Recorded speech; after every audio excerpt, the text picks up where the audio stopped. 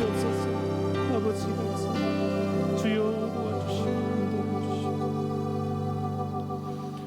이 시간 함께 찬송가 88장으로 하나님께 찬양드리겠습니다.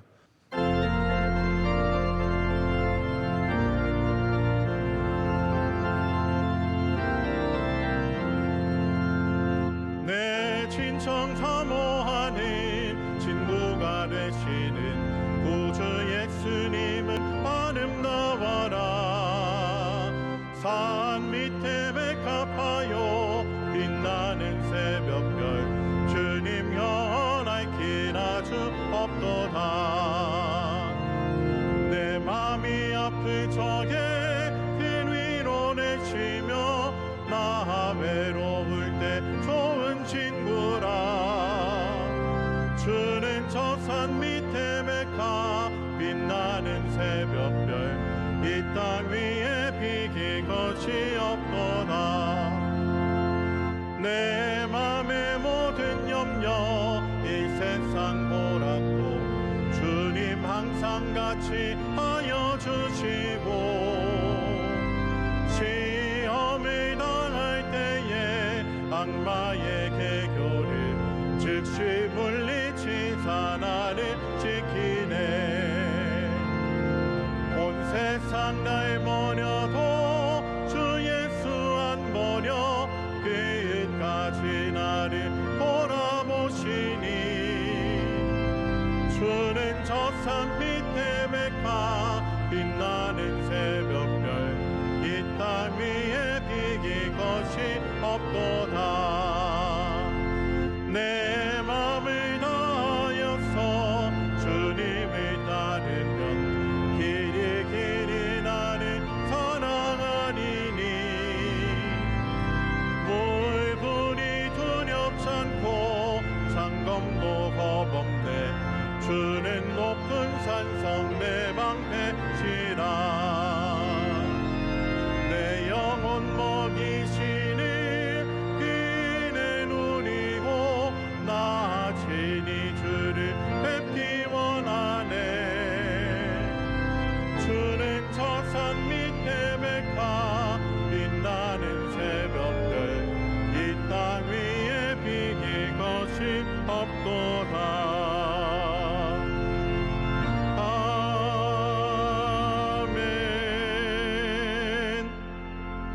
오늘 우리에게 주시는 하나님의 말씀은 구약성경 욥기 2장 11절에서 13절까지 말씀입니다. 구약성경 욥기 2장 11절에서 13절까지 말씀을 우리 다 찾으신 후에 한 목소리로 하나님 말씀 같이 읽도록 하겠습니다. 이제 찾으신 줄 믿고 우리 한 목소리로 함께 하나님 말씀 읽기를 시작하겠습니다. 그때에 욥의 친구 세 사람이 이 모든 재앙이 그에게 내렸다 함을 듣고 각각 자기 지역에서부터 이르렀으니 곧 대만 사람 엘리바스와 수아 사람 빌닷과 나아마 사람 소발이라. 그들이 욥을 위로하여 서로 약속하고 오더니 눈을 들어 멀리 보매 그가 욥인 줄 알기 어렵게 되었으므로 그들이 일제히 소리 질러 울며 각각 자기의 겉옷을 찢고 하늘을 향하여 티끌을 날려 자기 머리에 뿌리고 밤낮 7일 동안 그와 함께 땅에 앉았으나 욥의 고통이 심함을 보므로 그에게 한마디도 말하는 자가 없었더라. 아멘. 이 시간 교회 사랑하는 찬양대가 준비하신 찬양으로 하나님께 영광 돌리겠습니다.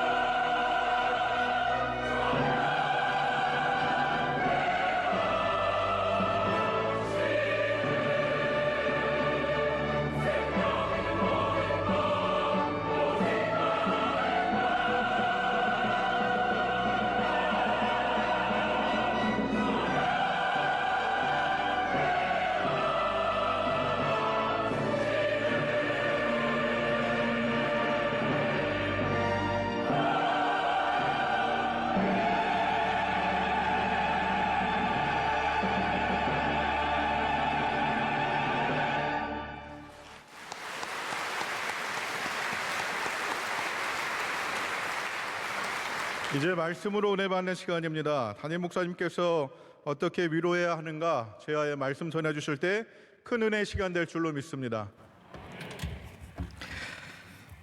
네, 우리 사랑하는 수요예배 찬양대가 하나님께 큰 영광 올려드린 줄로 믿습니다. 우리에게도 큰 은혜가 되었고 요즘에 찬양 들으면 얼마나 눈시울이 뜨거워지는지 모릅니다. 하나님께서 뭐 다 그러시진 않으시겠지만 찬양할 때 눈물이 나면 은혜가 있는 거죠. 네, 여러분에게도 그런 은혜가 충만하시길 축복합니다. 저는 제가 혹시 이제 남성 호르몬이 별로 안 나오고 그래서 눈물이 나는 건가, 언젠가 저희 매형이 그러더라고요. 나 요즘에 드라마가 재밌다고. 그래서 왜 드라마 보면서 그렇게 좋아하는지 알 것 같다고. 그래서 저희 누나가 요즘에는 나보다 네 매형이 더 운다 그러면서 그랬거든요. 근데 그것만은 아니라고 생각을 하고요. 성령께서 우리 가운데 역사하실 때 우리 마음에 감동이 있습니다.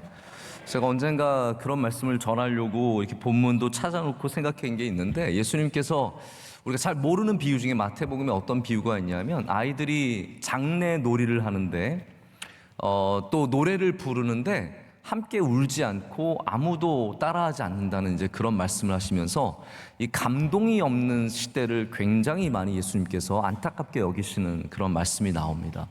여러분, 우리 성도들은 감동이 있어야 합니다. 어떠한 성도들이 좋은 성도들이냐면 작은 것에도 감동할 수 있는 사람. 그래서 하나님 만드신 것들을 보면서 하나님의 아름다움으로 감동함을 받고, 이렇게 찬양 들으면서 우리가 또 찬양의 감동함을 받고, 또 부족하지만 또 제가 말씀 전할 때 하나님께서 여러분에게 감동의 은혜를 주시기를 원합니다. 자, 오늘 욥기에 등장하는 관계에는 오늘만이 아니죠. 이제 계속해서 우리 욥기 지금까지 본 모든 욥기에는 다양하고 이제 다른 차원의 관계들이 많이 있습니다. 근데 이 모든 관계가 욥의 고통이라는 주제를 갖고 맺어져 있습니다. 하나님과 욥, 하나님과 사탄, 사탄과 욥, 욥과 욥의 아내. 제가 욥에 대한 명화를 한번 찾아봤어요. 여러분들도 성경을 이렇게 보실 때 특별한 장면들이 있을 때 특별한 인물들에 대해서 성경의 명화를 한 번씩 가끔 찾아보세요. 그러면 굉장히 좋은 우리의 신앙을 도와줄 만한 그런 명화들이 많이 있습니다. 제가 욥에 대한 명화를 좀 찾아보니까 욥과 아내에 대한 그림이 굉장히 많아요. 욥이 고통 가운데 있는데 그 옆에서 이렇게 촛불을 밝히면서 욥을 꾸중하는, 욥에게 도전하는 그런 아내의 모습들, 이게 자주 등장을 하거든요. 욥에 짧게 등장하는 몇 절 안 되는 말씀이지만 이 욥과 욥의 아내가 보여주는 관계가 굉장히 여러 가지를 시사하는 거죠. 이 고통의 관계 속에서 사람을 이렇게 힘들게 하고 어렵게 하는 사람이 있는 반면에, 자, 오늘 말씀에는 이제 욥을 위로하는 세 명의 친구들이 등장을 합니다. 자, 근데 이 세 명의 친구들도 역시 욥의 고통과 관련이 있는 사람들이에요. 그전에도 물론 관계가 있었겠지만 욥이 이 고난과 고통을 당한다는 소식을 듣고 이 세 친구가 멀리서 옵니다. 이 세 친구가 참 중요한 것은, 물론 나중에 엘리후도 등장을 하게 되고 좀 더 젊은 사람도 나오게 되지만, 이 세 명과 이 네 명과의 대화, 욥의 친구와의 대화가 욥기 4장부터 37장까지예요. 여러분 아셨죠? 이게 보통 한 장이 욥의 친구들이 욥에게 너 제발 그러지 마라. 알고 보면 네가 잘못한 거야. 네가 아니라고 아무리 우겨도 사실 하나님은 얼마나 이게 웃깁니까? 우리가 하나님을 잘 아는데, 그러면서 하나님은 그렇지 않으셔. 네가 모르게 잘못한 게 있겠지 하면서 욥을 끝까지 죄인으로 몰아가는 거죠. 이게 죄인으로 몰아가는 것 같지만 사실은 욥의 친구들은 자신들이 갖고 있는 하나님 신앙을 강요하는 겁니다. 여러분 이걸 아셔야 돼요. 하나님은 우리보다 항상 크십니다. 그래서 우리가 아는 것으로 너무 남을 강요하면 안 돼요.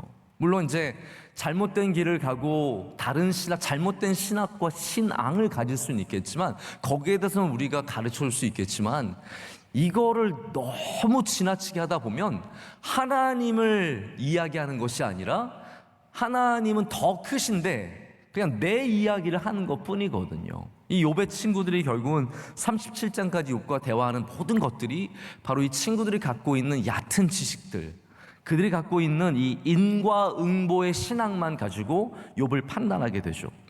자, 여러분, 그래서 논리로 풀 수 없는 문제가 있다는 사실을 아셔야 합니다. 논리로 풀 수 없는 문제. 수학은 그래서 정말 공부를 좋아하는 사람들은 수학을 좋아해요. 왜냐하면 이게 논리적으로 접근을 하면 풀 수가 있거든요. 우리는 이제 그런 논리가 없으니까 수학을 다 싫어하죠. 수학 좋아하시는 분들은 아주 독특한 분들이세요. 그러나 이 세상의 문제는 논리로서 다 접근을 할 수가 없습니다. 한번 이런 식으로 생각을 해보세요. 나는 예수님을 믿는다. 이게 3단 이제 논법, 논증이라고 하잖아요. 나는 예수님을 믿는다. 예수님을 믿으면 복을 받는다. 그러므로 나는 복을 받는다. 이거 논리적으로는 맞지만 여러분, 항상 이런 건 아니거든요. 우리가 예수님을 믿어도, 예수님이 우리를 사랑하셔도 때로는 예수님께서 우리를 시험하시기도 하시고 어려운 일들을 당하기도 하시잖아요. 그래서 이 논리는 3단 논법은 굉장히 단순해서 힘이 있는 것 같지만 명확한 한계를 갖고 있습니다. 그래서 아무리 맞는 것 같아도 예수님의 크고 놀라우심과 아름다우심을 우리의 논리 속으로 우겨 넣을 수는 없어요. 우겨 넣을 수 없다라는 거예요. 여러분, 먼저 우리는 하나님은, 욥기를 통해서 깨달아야 되는 것은 하나님은 크고 아름답고 위대하신 분이시라는 것을 고백을 해야 됩니다. 그 고백 속에는 우리가 이해하지 못하는 고통을 하나님의 주권으로 인정하는 마음이 있지 않으면 안 된다라는 거죠. 근데 욥의 친구들은 그걸 인정하고 싶지 않은 거예요. 고통의 원인은 뭐예요? 그들이 알고 있는 바로는 고통의 원인은 죄예요. 고통의 원인은 네가 잘못했기 때문에, 그렇기 때문에 하나님은 잘못한 너에게 고통을 주신다는 거죠. 이게 3단 논법이잖아요. 자, 하나님은 복을 주십니다. 하나님은 누구에게 복을 주십니까? 하나님은 의인에게 복을 주십니다. 그러므로 너는 의인이 아니다 해요. 하나님이 벌을 내리신다. 하나님은 악한 자에게 벌을 내리신다. 그러므로 너는 악한 자다. 이게 이제 우리 인간이 갖고 있는 논리입니다. 그리고 또 다른 면으로는 이게 잠언의 지혜예요. 사실은 잠언의 지혜예요. 잠언은 항상 하나님께서 기뻐하시는 의인들에 대해서, 그리고 악인들에 대해서 비교하면서 그 의인들은 잘 될 것이요, 할렐루야. 여러분, 그건 욥기라고 헷갈리지 마세요. 의인들은 잘 됩니다. 자, 여러분, 지금 시험하는 거 아니에요. 왜 이렇게? 의인은 잘 될 줄로 믿습니다. 하나님 의인 기뻐하시고 당연히 잘 되게 하시죠. 의인이 먼저 되고 그 이야기를 하자고요. 의인도 아니면서 하나님 의인 이렇게 하시는데 의인 될 필요 있을까? 아니죠. 의인이 되어야 합니다. 우리는 믿음으로 의에 이르잖아요. 분명하게 믿는 사람들이 되어야 해요. 잠언은 그래서 악인들은 또한 하나님께 벌을 받기도 하고 잘못되기도 하고 그들이 추구하고 그들이 바라보는 소원들이 이루어지지 않는 것을 보여줍니다. 그런데 자, 이 말씀을 드리고, 잠언의 지혜가 잘못된 건 아니에요. 그러나 잠언의 지혜가 성경 모두는 아니라는 거예요. 이해가 되시죠? 잠언의 지혜로 성경 전체를 이해할 수 없어요. 그렇기 때문에 전도서가 있는 거예요. 여러분, 전도서는 잠언을 읽다 보면은 헷갈려요. 헛되고 헛되니 헛되고 헛되도다. 수고해도 아무 낙이 없고 젊을 때 고생한 거 아무 쓸모 없고 그거예요. 그럼 뭐하러 살죠, 여러분? 전도서는 우리에게 또 다른 면의 지혜를 가져다 보여주는 겁니다. 욥기도 마찬가지예요. 욥기도 우리가 잘하면 복을 받고 못하면 안 되고 이런 걸 떠나서 하나님의 주권이라는 것이 우리가 생각하는 상상 외로 큰 것임을 보여주는 게 욥기지 않습니까? 자, 그래서 성경 읽는 법을 여러분 아셔야 돼요. 하나를 읽고 전부를 거기다 다 대입하려고 그러시면 안 됩니다. 잠언을 읽은 다음에 그게 마치 법칙인 것처럼 생각하시면 안 된다는 거예요. 성경은 모두가 하나님의 뜻이에요. 성경 전체를 봐야 된다라는 거죠. 근데 많은 사람들이 성경의 몇 구절로 다 판단하려고 해요. 성경에 나오는 한 절 한 절. 여러분 아시겠지만 성경을 장과 절로 나눈 것은 10세기 이후입니다. 10세기 이후에 캔터베리 주교가 그 다음에 장을 먼저 나눴고, 이미 뭐 히브리 성경은 좀 장이 나눠져 있다고 하는데, 그때부터 장을 나누고 절을 나눈 거는 13세기, 14세기, 15세기 와서예요. 그러니까 이게 성경을 처음 쓸 때부터 바울이 고린도전서 1장, 고린도전서 13장에는 사랑을 써야지 이런 거 없었다라는 거예요. 그렇기 때문에 우리가 성경을 장과 절로 너무 분해하면 하나님의 말씀이 온전해지지 못한다라는 거예요. 그래서 지혜를 볼 때에도 잠언의 지혜만이 맞은 게 아니라, 욥기의 지혜만이 맞는 것이 아니라 잠언과 욥기와 전도서와 시편과, 할렐루야, 이 모든 곳에 있는 하나님의 지혜가 여러분 안에 녹아내려야 된다라는 것이죠. 욥의 친구들에 대해서, 그래서 욥기는 뭐 제가 좀 이따가 나중에 계속해서 좀 더 깊이 공부를 하면 좀 의견이 달라질 수도 있겠지만, 제가 보는 바로는 그래요. 욥기가 그냥 욥의 친구들을 비난하려고 하지는 않습니다. 또 반대로 욥의 친구들을 찬양하고 싶은 마음도 없어요. 그냥 있는 그대로 보여줘요. 우리 인간이라는 거예요. 욥의 친구들이 아무리 지혜롭고 아무리 의롭고 아무리 열심히 있는 사람들이라고 할지라도 욥도 그렇고 욥의 친구들도 그렇고 다 인간에 지나지 않는 거예요. 그러니까 하나님에 대한 이해가 완전할 수가 없는 거죠. 여러분, 하나님 완전히 아십니까? 아니잖아요. 우리 중에 하나님을 완전히 알 수 있는 사람은 없습니다. 그럼에도 불구하고 교만해지면 내가 하나님을 안다고 네가 당하는 고통은 너의 죄 때문이야. 아니면 지난 주일날 저녁에 제가 좀 예언에 대해서 좀 따끔하게 말씀을 드렸지만, 또 어떤 분이 기도하라 그러면 기도는 네가 아픈 건 말이지 조상 때부터 내려오는 죄가 있어서야 하면서, 이거는 뭐 거의 굿은 안 하고 굿 대신에 기도를 받으려면 금일봉을 좀 내놔야 돼, 이게 되거든요. 이렇게 전혀 엉뚱한 답들이 때로는 영성이라는 이름 하에, 때로는 신학이라는 이름 하에, 때로는 갖고 있는 이 교만함으로 말미암아 우리에게 던져지게 됩니다. 저는 이렇게 한번 얘기해 보고, 가장 믿음이 좋다고 하는 사람들도, 제가 처음 욥기 말씀을 드릴 때도 말씀을 드렸지만, 이 세상에 이유 없는 고통의 원인을 명확하게 알 수 없습니다. 하나님의 주권을 온전히 이해할 수 없습니다. 아마 그쯤 되려면 우주는 이해해야죠. 여러분, 뭐 요즘에 양자 물리학, 뭐 별의별 물리학들 다 나오고, 우주의 뭐 길이와 우주의 크기 이런 거 계산하는 우리가 상상할 수도 없는 물리학들이 있거든요. 그걸 다 가져와도 아직 우주의 0.1%도 해결하지 못한 겁니다. 우리 인간이라는 존재가 그렇다는 거죠. 우주도 모르는데 어떻게 우리가 하나님을 온전히 다 이해하겠습니까? 하나님은, 제가 종종 이런 말씀 드리지만, 하나님은 계시의 하나님이세요. 우리가 다 추측해서 공부해서 알아내는 하나님이 아니라 우리에게 하나님을 보여주실 분이에요. 그래서 우리는 보여주시는 만큼 안 거예요. 그래서 바라기는, 하나님, 전 정말 모르겠습니다. 제가 공부해서 이걸 아는 게 아니라 하나님 저에게 보여주시옵소서, 뜻을 가르쳐 달라고, 나를 좀 인도해 달라고 기도할 뿐이지 우리가 다 답을 알아내는 것은 불가능합니다. 여러분, 그래서 혹시 여러분들도 친구들한테, 뭐 믿음 좋은 친구들이나 누구든지 마찬가지예요, 너무 답을 얻을 기대를 하지 마십시오. 누구 믿음 좋은 사람에게 가서 내 인생의 문제와 내 어려움의 답을 너무 알아내려고 하지 마세요. 조금은 도와줄 수 있어요. 그러나 여러분, 그 문제를 도와주실 분은 성령님밖에 없으신 거예요. 하나님밖에 없으신 거예요. 사람에게서는 온전한 답을 얻을 수 없어요.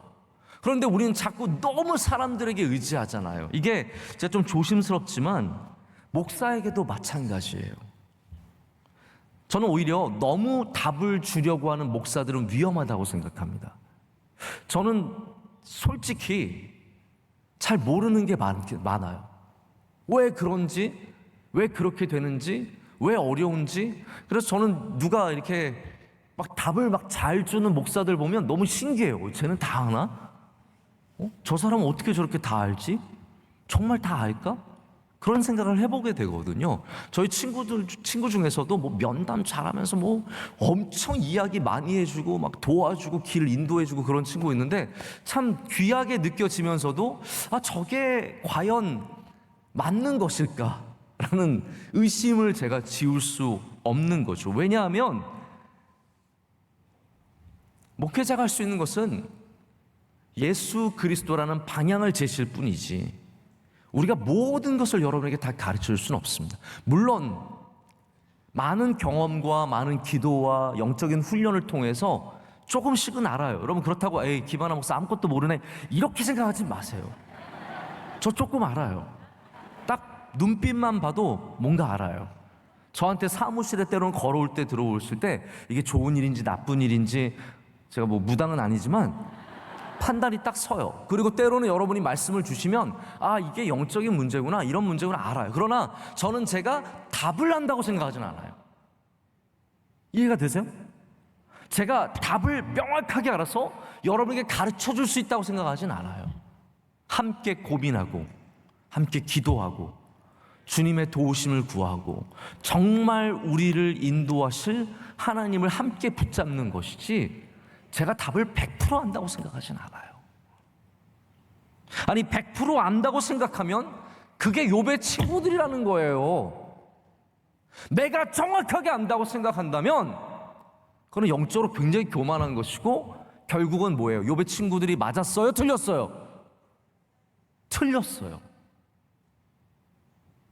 그 맞을 것 같은 정말 좋은 말만 쏟아놓는 그래서 내 시작은 미약하였으나 내 나중은 심히 창대하리라 우리가 얼마나 좋아하는 말씀이에요. 그거 누가 얘기한 거예요? 욥의 친구가 얘기한 거예요.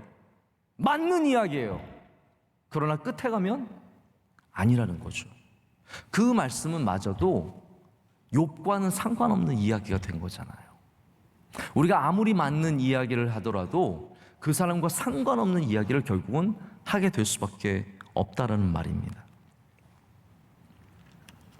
그러나 제가 욥의 친구들을 절대로 저는 나쁜 사람들 혹은 뭐 못 쓸 사람들 이렇게 표현하고 싶지 않습니다. 욥의 친구들은 다시 말씀드리죠. 우리 인간의 한계예요. 인간의 상황이에요. 고통당하는 사람들을 만나는 우리 인간의 상황입니다. 자, 그러나 감사한 것은 이들이 처음에 욥을 만나러 온 이 모습들에게는 정말 온전한 위로가 있습니다. 욥의 친구들이 오늘 와서 욥에게 위로하는 이 장면에는 정말로 우리가 본받아야 할 위로의 원형이 이곳에 있죠.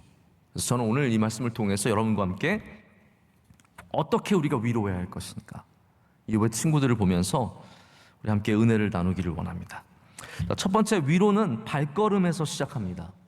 위로는 그곳에 가는 것입니다.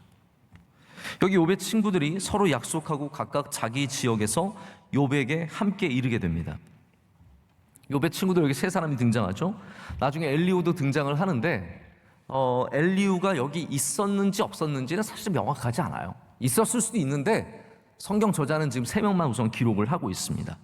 여기 이분들은 여러 지역 사람들입니다. 대만과 수아와 나아마 이렇게 세 지역에서 왔습니다. 성서학자들은 이 세 지역을 제가 많은 이야기를 할 수 있겠지만 우리가 그런 거 배우고자 말씀을 나누는 건 아니기 때문에 이 다양한 지역에서 온 사람들이 세상의 지혜를 상징한다라고 얘기를 합니다. 북쪽과 동쪽과 서쪽, 남쪽 이런 데서 와서 각각의 지혜를 상징한다는 거죠. 또 어떤 신학자들은 에돔 지역, 이스라엘의 동남쪽이죠.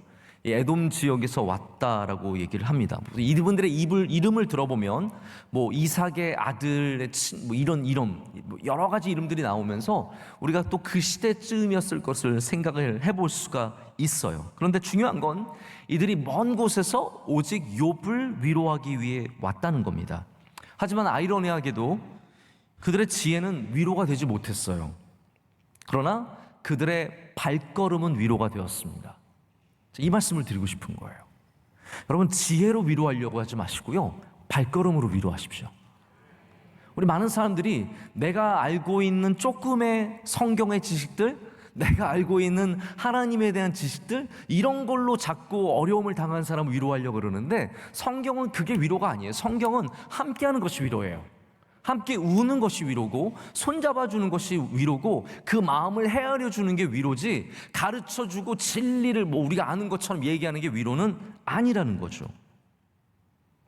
그래서 지혜를 갖고 왔지만 그게 위로가 되지 못해요. 오히려 욥의 마음을 후벼파죠. 말할 때마다 난 아니라니까, 나는 그런 죄를 진 적이 없다고, 내가 뭘 잘못했는데 나는 아니야, 아무리 이야기를 해도. 근데 네가 모르는 게 있어.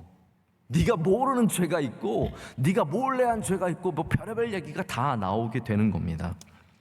여러분, 욥의 친구가 이렇게 다양한 곳에서 또 가장 어떻게 보면 친한 친구들 아니겠어요?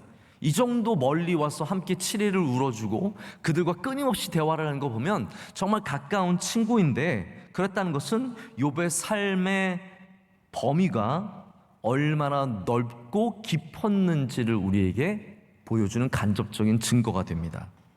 그들은 먼 길을 걸어서 위로하러 왔습니다. 이것이 참 중요한 위로의 모습이에요.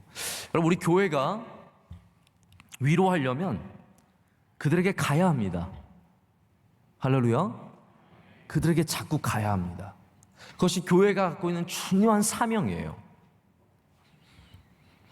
원래 교회의 중요한 역할, 당연히 선교와 예배, 교육, 이런 것들이 우리 가장 깃발처럼 내세운 비전이겠지만, 교회가 하는 일은 뭐냐면요, 위로하고 축복하는 일이에요. 이걸 우리 끊임없이 이어가고 있습니다. 우리 코로나 시대에 가장 어려운 점 중에 하나가 마땅히 위로받아야 할 분들이 위로받지 못하고, 축복을 많이 받아야 되는 분들이 축복을 받지 못한다는 거예요.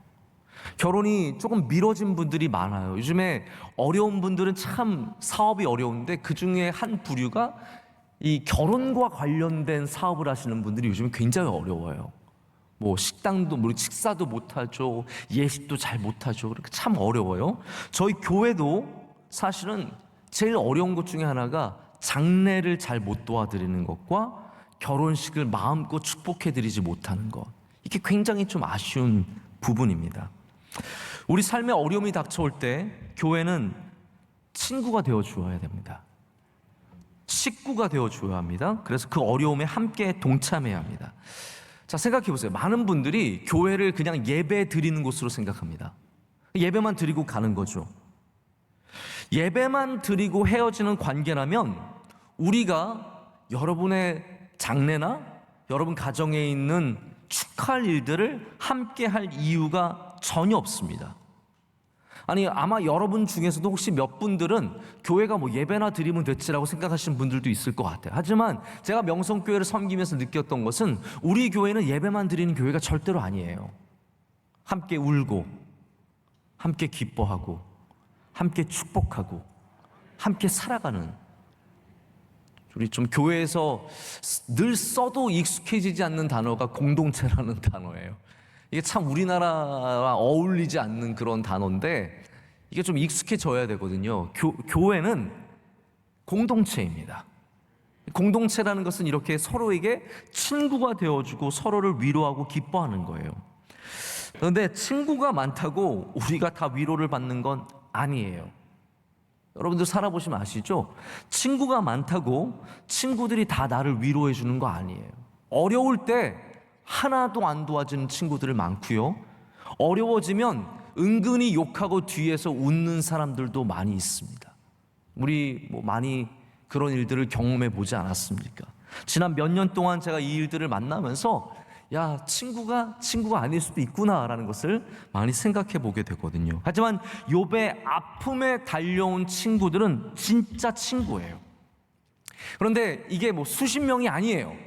여러분 생각해 보세요. 이게 수십 명이 아니라 욥 같은 훌륭한 인격을 가졌던 사람도 정작 욥의 아픔에 위로하러 온 친구들은 3명, 4명밖에 안 됐다라는 거예요. 3명, 4명밖에. 그래서 혹시 여러분의 정말 밑바닥을 치는 고난 속에 3명, 4명만 달려와줘도 성공한 겁니다. 위로받으시기를 축복합니다. 왜 나는 이거밖에 나를 기억해주고 도와주는 사람 없는가? 4명밖에, 난 5명밖에 없는. 5명 되면 교만 떠셔도 됩니다. 나는 인생을 욥보다 잘 살았구나. 내 어려울 때 도와주는 사람이 5명이나 되다니 그거 감사해야 돼요. 언젠가 어떤 목사님께서 저한테 그런 말씀을 물어보시더라고요. 정말 급할 때, 혹은 정말로 어렵고 외로울 때 새벽 2시에 전화할 사람이 있느냐라고 물어보시더라고요. 이게 미국 목사님이니까 이런 거 꼭 질문해. 이런 거 꼭 물어보는 사람들 미국 사람들이에요. 우리나라 사람들은 새벽 2시에 걸면 친구 끊어요. 다시는 나를 친구라 부르지 마라. 저는 솔직히 정직하게 말해서 인위적으로 친구를 만드는 걸 별로 좋아하지 않습니다. 잘 나가는 사람, 유명한 사람, 그런 사람들과 알고 지내고 싶은 마음도 별로 없고요. 이 사람 만나면 나한테 도움이 된다? 그런 식으로 친구를 만나는 것은 별로 좋아하지 않습니다. 하지만 친구가 필요한 것은 분명하게 합니다. 왜냐하면 이런 말이 있어요. 아프리카 격언에 빨리 가려면 혼자 가고 멀리 가려면 친구와 함께 가라는 말이 있습니다. 그렇게 들어보셨죠? 여러 버전이 있어요. 그래서 목사님 틀렸는데 이러지 마세요. 제가 아는 아프리카, 케냐 그 근처에서 들은 말은 이거예요. 여러분이 들은 거는 에티오피아일 수도 있고 나이지리아일 수도 있잖아요. 저는 케냐에서 들었기 때문에 이 버전을 갖고 있어요. 제가 왜 이걸 중요하게 생각하냐면 이게 무슨 말입니까? 나 혼자 잘하는 것으로 절대 되지 않는다는 말이에요. 이해가 되시죠? 나 혼자 잘하는 것으로 절대 되지 않습니다. 저는 아직 목회를 잘 모르고 특별히 모르는 분야가 교회, 교단, 정치예요. 저는 진짜 깜깜이에요. 아무것도 몰라요. 별로 알고 싶지도 않고요. 근데 원로 목사님 제가 좀 걱정이 많이 되시나 봐요. 너 너무 모른다. 너 바보구나. 너 교단 정치를 너무 모른다. 그러시면서 다른 게 아니라는 거예요. 다른 게 아니라 명성교회가 이 명성교회만의 문제는 아니죠. 어떤 교회든 부흥하고 성장하면 당연히 노예 안에서 교단 안에서 많은 질시와 많은 비난의 대상이 되기 쉽다라는 거예요. 그때 어떻게 해야 되느냐? 너가 굉장히 낮은 자세로 들어가서 함께 가야 된다라는 거예요. 우리 노예에 있는 목사님들과 함께 가야 되고 교단에 있는 목사님들과 함께 가야 된다라는 거예요. 너 그냥 혼자 잘한다고 절대로 되지 않는다고. 혼자서 설교 잘하고 목회 잘하고 신방 잘하고 해외 나가고 이런 걸로 절대로 되지 않고 함께 가야 된다라고 말씀하시더라고요. 저는 그 말씀을 굉장히 겸허하게 듣습니다. 여러분들도 한번 생각해 보세요. 내가 나 혼자 잘하는 것으로 내 인생이 완성되지 않는다는 것을 분명히 아셔야 돼요. 아멘. 나 혼자 열심히 하고 나 혼자 똑똑하고 나 혼자 잘났고 이걸로 우리의 인생이 절대로 완성되지 않습니다. 여러분, 그래서 우리는 함께 가는 사람들을 확보해야 돼요. 교회는 그런 사람들이 되어주는 곳입니다. 여기서 신앙의 동료들을 만나서 나 혼자 신앙생활 잘하는 거 진짜 쉽지 않습니다. 여러분, 기도 많이 하시는 분들 친구로 삼으시고, 제가 좀 이따 더 설명을 드리겠지만 좋은 사람들을 만나셔야 돼요. 그게 여러분의 인생의 큰 복입니다.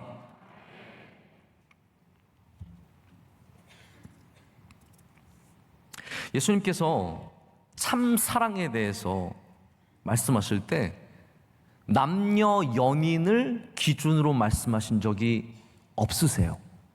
생각해 보세요. 예수님께서 사랑에 대해서 말씀하시면서 남자와 여자가 사랑하는 거에 대해서 말씀하신 적이 없으세요. 있으시면 있을 수도 있기 때문에 어쩔 수 없습니다.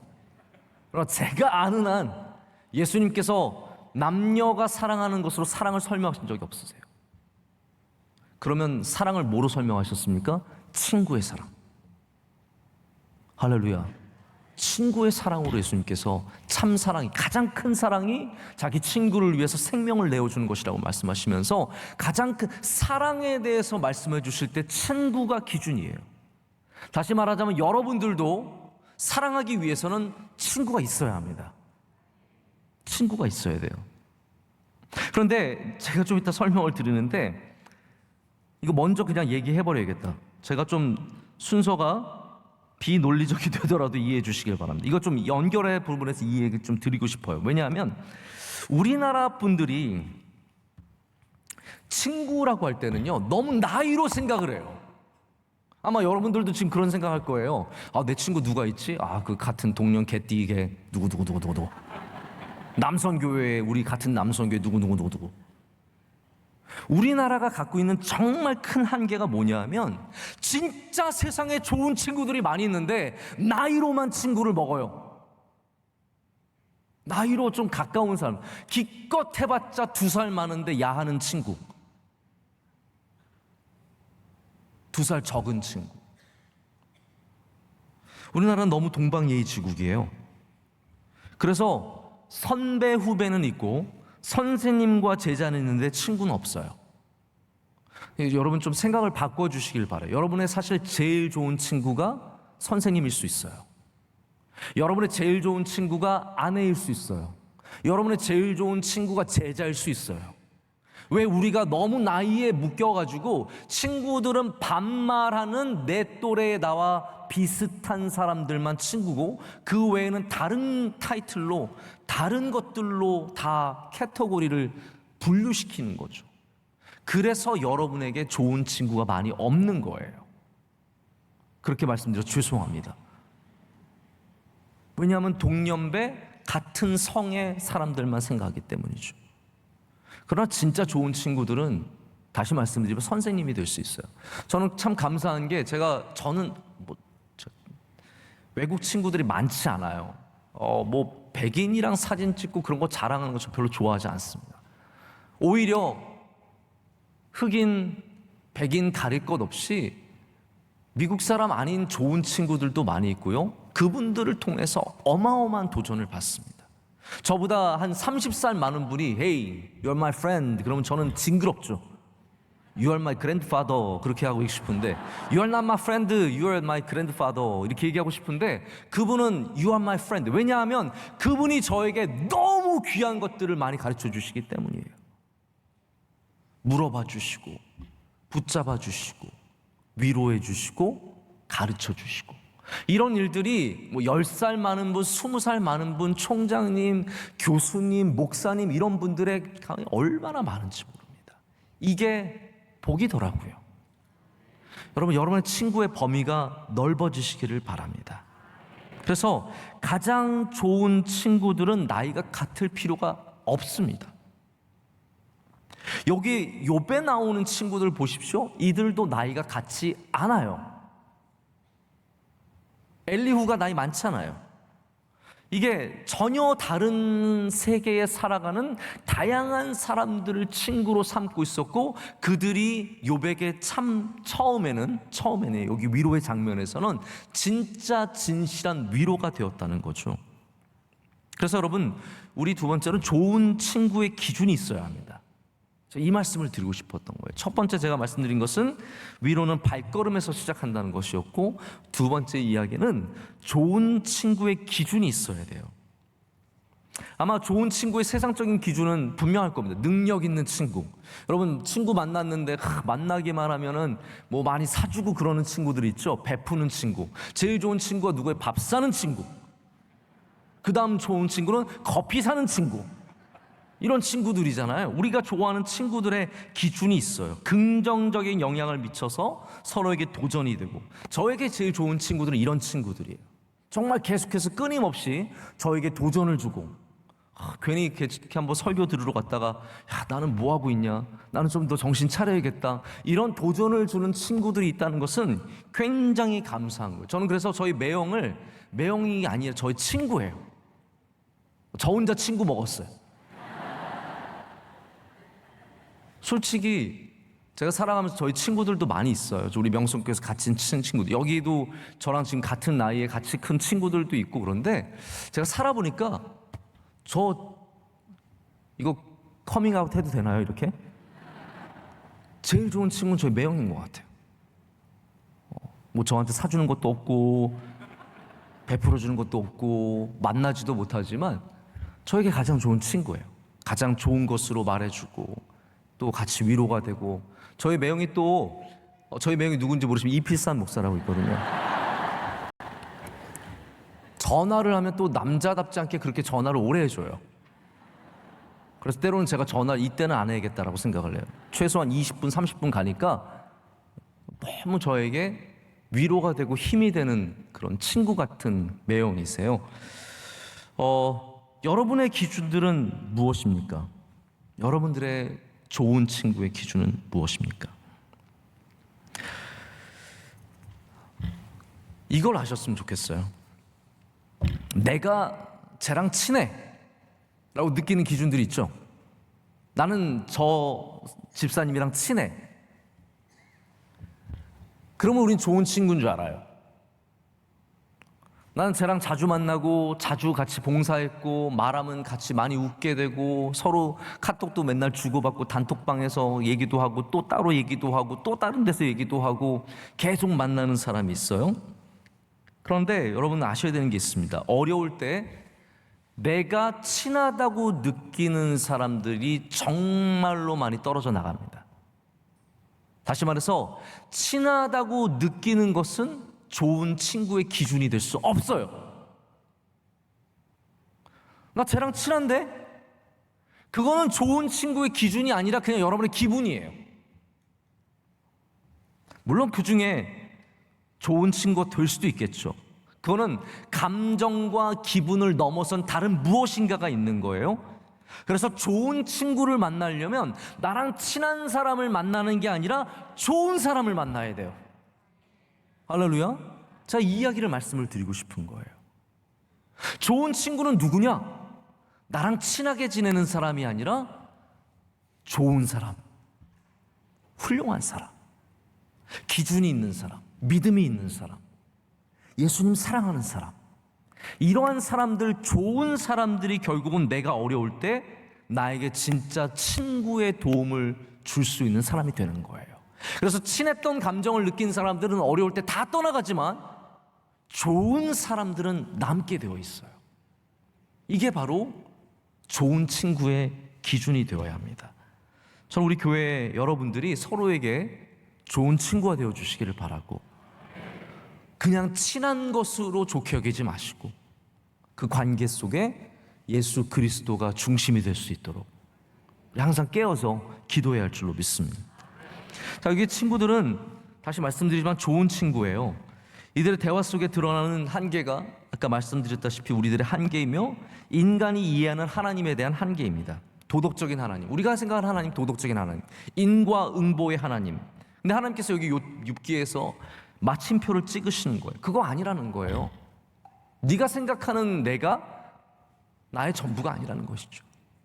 하나님 그것보다 훨씬 더 크고 놀라우신 분이십니다. 그래서 하나님께서 왜 창조물을 보여주시느냐, 이게 제가 여러 번 말씀을 드렸지만 왜 욥기에 창조주 하나님의 위대하심이 등장하냐면 바로 그걸 보여주시기 위해서요. 하나님의 창조의 다양성, 우리가 상상도 할 수 없는 수많은 창조물들을 보여주시면서 너희는 이거 상상할 수 있어?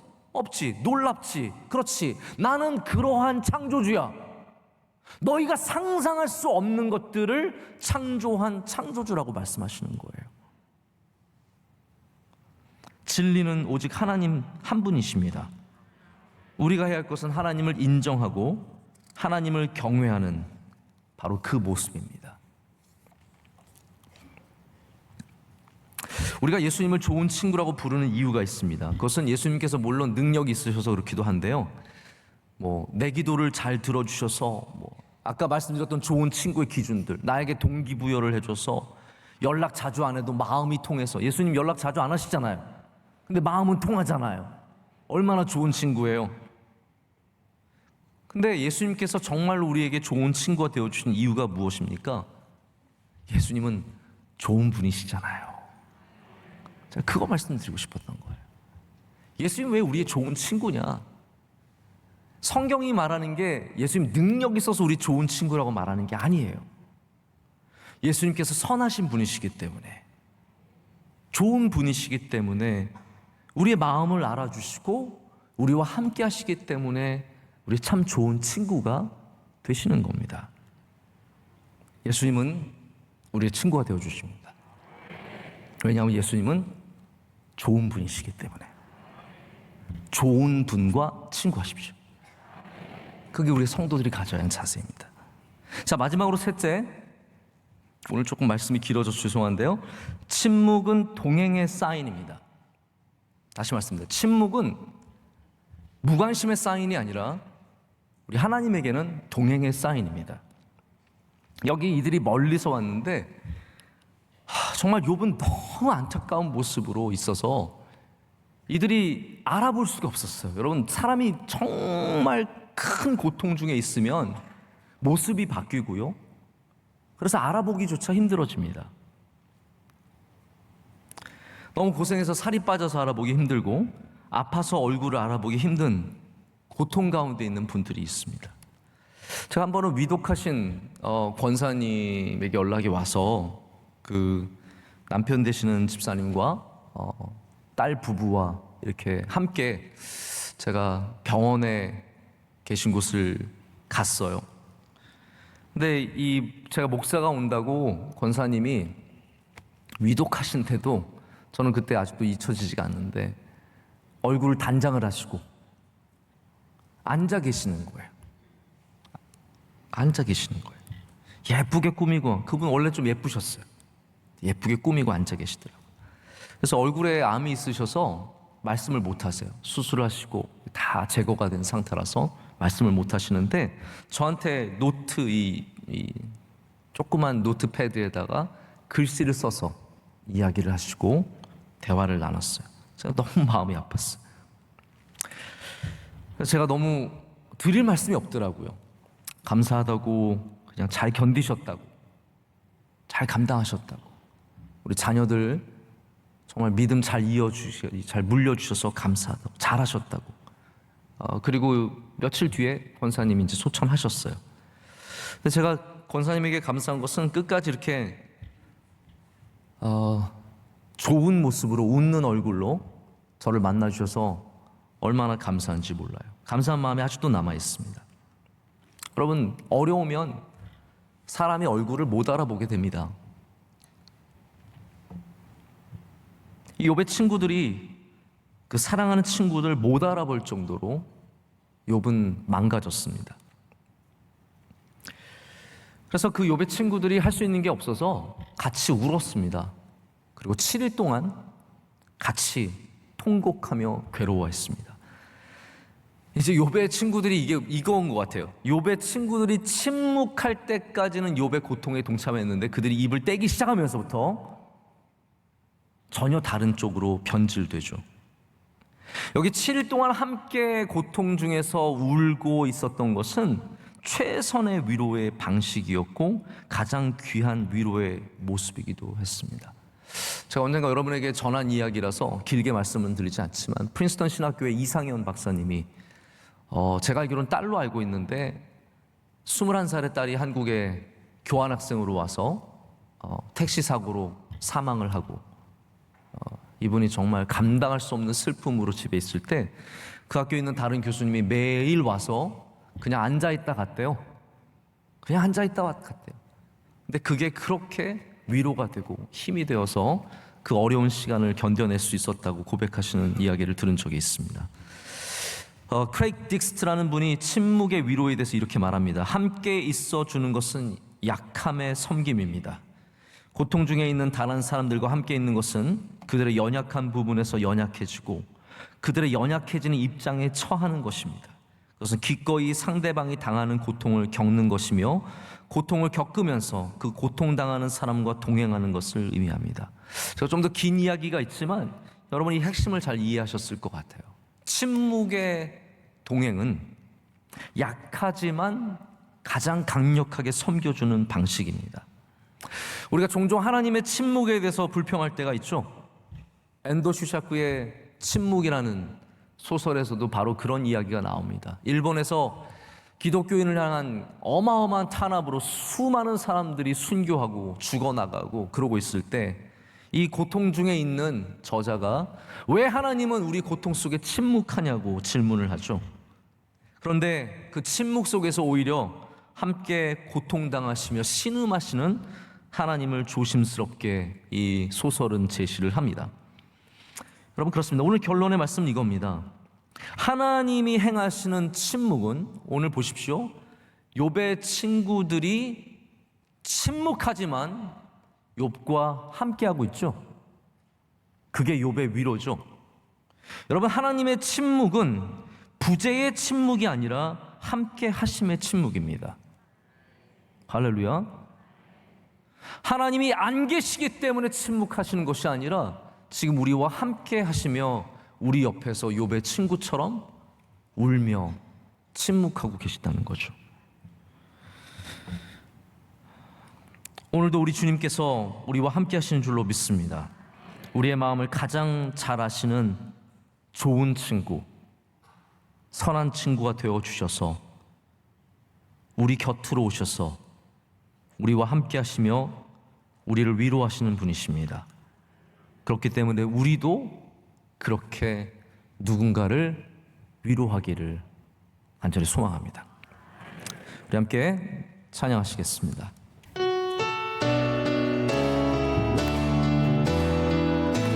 찬양하세, 찬양하세. 예수 나의 왕, 예수 나의, 한 번 더. 예수 나, 아멘,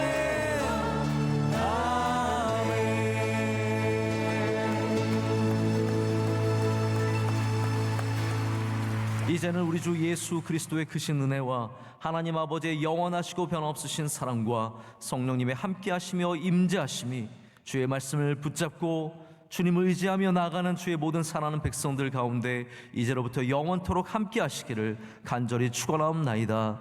아멘.